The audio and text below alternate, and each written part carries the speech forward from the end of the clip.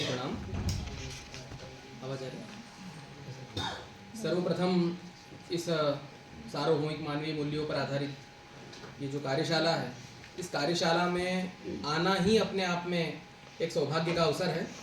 और ऐसे मार्गदर्शक मिलना जिन्होंने जो अपने आचरण से सिद्ध कर रहे हैं कि इस प्रकार का भी जीवन जो है वो सर्वोत्तम जीवन जिया जा सकता है, तो उन गुरुजनों के प्रति और इस व्यवस्था में आप हम सब लोग, हमारा उच्च शिक्षा विभाग, राज्य आनंद संस्थान, सभी के प्रति हृदय से कृतज्ञता ज्ञापित करता हूँ।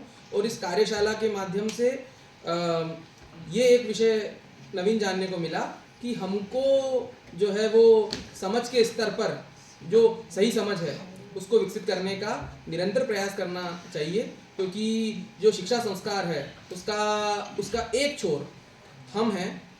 एक नियमित रूप से शिक्षक के रूप में और हमारा संबंध उस विद्यार्थी से होता है, तो हमको निश्चित रूप से अपने व्यवहार के माध्यम से, अपने आचरण के माध्यम से उस विद्यार्थी के मन में ये भाव विश्वास जागृत करना पड़ेगा कि जिन से वो पढ़ रहा है, जिनके वो संपर्क में है, वो निश्चित रूप से उसके प्रति उतनी ही प्रेम, करुणा, वात्सल्य, विश्वास रखते हैं, जिससे वो विकसित होगा और हमारा भी आत्मविश्वास जो है वो इस सार्वभौमिक मानवीय मूल्यों में अंतर्निहित जो व्यवस्था है, क्योंकि प्रकृति को हमको कुछ भी जो है वो परिवर्तित करने की आवश्यकता नहीं है। अस्तित्व का नियम ही जो है पूरे के पूरे समाज को सुव्यवस्थित किया हुआ है। तो हम निश्चित रूप से इस कार्यशाला से कुछ सीख कर जा रहे हैं।